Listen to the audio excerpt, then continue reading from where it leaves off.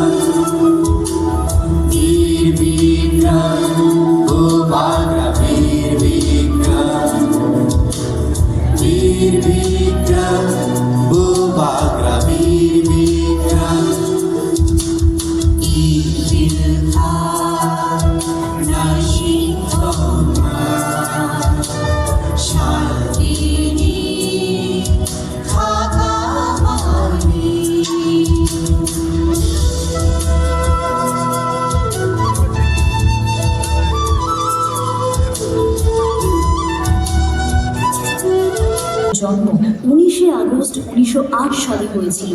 মহারাজা বীরেন্দ্র কিশোর মানিক্যের মৃত্যুর পর 1923 সালে তিনি ত্রিপুরার সিংহাসনের অধিকারী হন।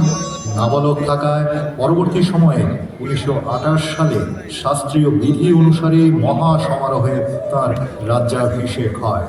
রাজ্যের উন্নয়নে তাঁর নেওয়া বিভিন্ন উন্নয়নমূলক সিদ্ধান্ত সমূহ ছিল এক কথায় যুগান্তকারী। তিনি প্রথম রাজধানী আগরতলা শহরের আধুনিক নগরায়নের পরিকল্পনা করেন। মহারাজা ত্রিপুরার ভূমি সংস্কার করে জনজাতি গোষ্ঠীর জন্য জমি সংরক্ষণের ব্যবস্থাও গ্রহণ করেন। তৎকালীন সময়ে সাক্ষরতা এবং শিক্ষার প্রসারে তিনি রাজ্যে বহু বিদ্যালয় স্থাপন করেছিলেন এবং বিদ্যাপত্তন নামে ত্রিপুরায় উচ্চশিক্ষার কেন্দ্র স্থাপনের উদ্যোগ গ্রহণ করেন। মহারাজা বীর বিক্রম কিশোর 1942 সালে আগরতলা বিমানবন্দর তৈরি করেন। রাস্তাঘাট, অফিস আদালত, ব্যাংক, শিক্ষা প্রতিষ্ঠান সহ রাজ্যের সামগ্রিক পরিকাঠামোর উন্নয়নের উদ্যোগ গ্রহণ করেছিলেন মহারাজা।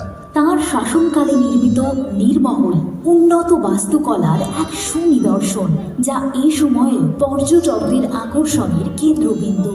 সামরিক সুরক্ষার বিষয়ে মহারাজা বীর বিক্রম ত্রিপুরার সৈন্যবাহিনীকে আধুনিক অস্ত্রশস্ত্রে শক্তিশালী করে তুলেছিলেন।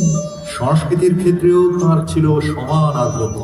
মহারাজার শাসনকালে 1926 সালে শেষবারের মতো বিশ্বকবি রবীন্দ্রনাথ ঠাকুর ত্রিপুরায় এসেছিলেন।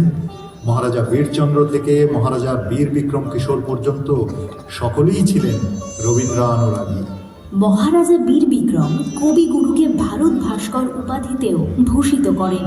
এই দূরদর্শী মহারাজা নানা প্রতিষ্ঠান তৈরি এবং দেশের ঐক্য ও সংস্কৃতির প্রসারে নিবেদিত প্রাণ ছিলেন। তিনি ত্রিপুরাকে স্বাধীন ভারতের ইউনিয়নে যুক্ত করার সিদ্ধান্ত নিয়েছিলেন।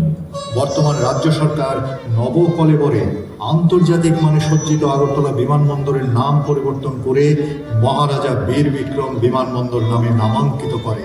2020 সালের তাঁর জন্মদিন 19 আগস্টকে রাজ্য সরকার সরকারি ছুটির দিন হিসেবে ঘোষণা করে। ওই একই সাল থেকে প্রতি বছর শিক্ষা ও সংস্কৃতির বিকাশ এবং ঐতিহ্য রক্ষার অসামান্য অবদানের জন্য রাজ্য সরকার মহারাজা বীর বিক্রম কিশোর মানিক্য বাহাদুর স্মৃতি পুরস্কার চালু করে। তাছাড়াও 2023 সালে আগরতলার কামান চৌমুহনীতে তাঁর একটি আবক্ষ মূর্তি স্থাপন করে রাজ্য সরকার। আজ মহারাজার জন্মজয়ন্তীতে ওনার প্রতি রইল আমাদের আন্তরিক শ্রদ্ধা।